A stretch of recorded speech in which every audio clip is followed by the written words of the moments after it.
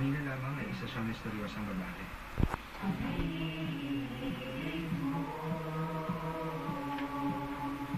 kalidad, ang aking ang nagsasalita.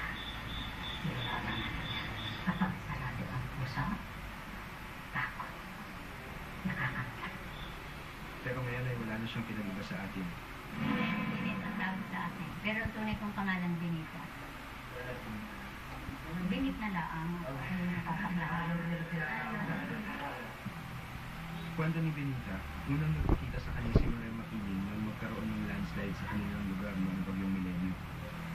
Pagdating ko dun sa ibabaw, ang aking dinadasalat at sinutula. Kung talagang ikaw, Maria Makiling, ang gumawa nito, magpakita ka sa atin. Siya ay unang-una kong nakita, humingi ako ng tulong. Nasa dulo siya ng kahon. Ang buhok niya ay nakakasilaw sa lupa. Napakaganda niyang babae. Bilog ito, manipis ang laki. Bilog, walang ganitong buwan. Talagang mistisa. Mula noon ay nagsimula na raw sumapi sa kanya si Maria Makiling.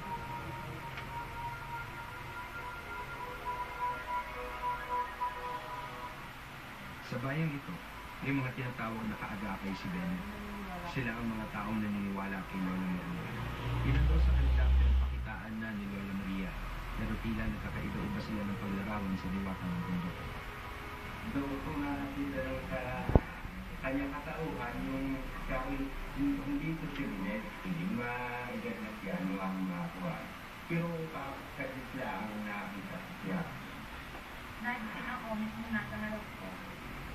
Mahaba ang buhok niya, maganda, ang tamid na ilong, tapos yung bibig niya ang bibig. Yung ang kuha niya, ang kanyo ng kaano-ano niya talaga.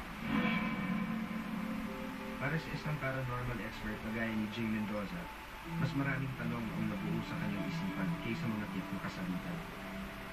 Ang unang-unang question ko is yung way kung paano na nire-reenact ang ginagawa niya.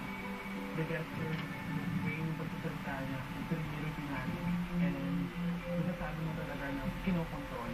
Second point ko is pag mga engkanto na sumasabi, technically hindi sila sumasabi. They don't have that capacity.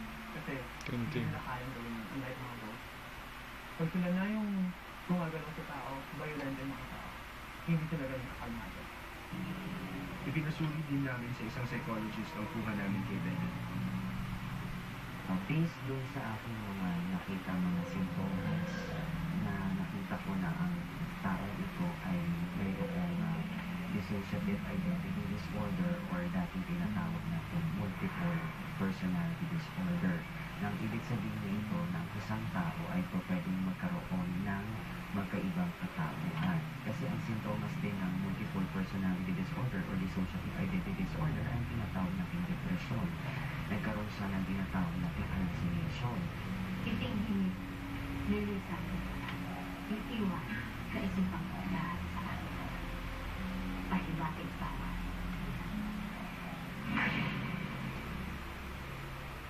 Marami ang nagsasabi na mahiwaga ang bundok ng Makiling. Ang mga daan nito patungo sa tuktok ay nababalot ng hiwaga.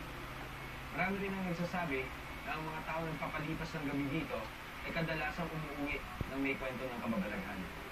Para malaman kung totoo nga itong mga ito, susubukan ng team ng misteryo kasama ang Survivor Philippines Palau Soul Survivor na si Amanda Cooley Van Cool na akyatin ang bundok ng Makiling at magpalipas ng gabi dito.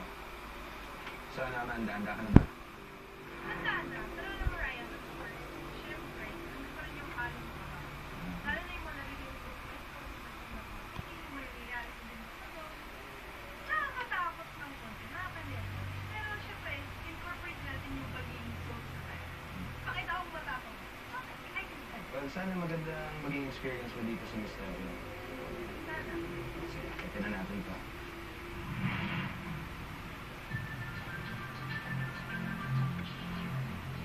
Nilamon na ng dilim ang liwanag nang simulan naming tahakin ang daan patungo sa bundok ng Makiling.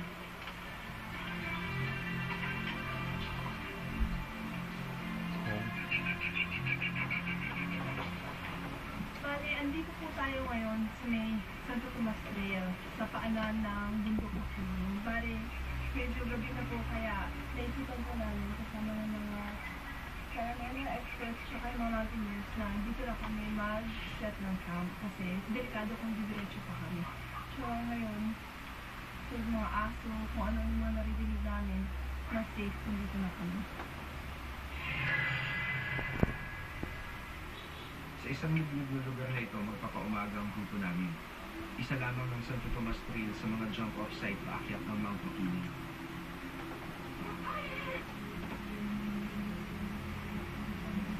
Sa gitna ng katahimikan ng gabi, bigla na lang nagising ang lahat.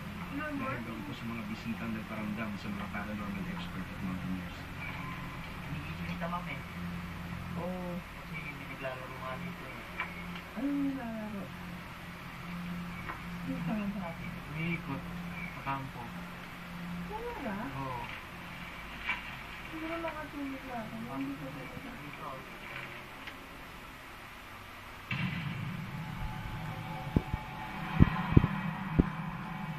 Mga 3 o'clock, may parang bata siya naglalaro dito hanggang dito sa tent namin.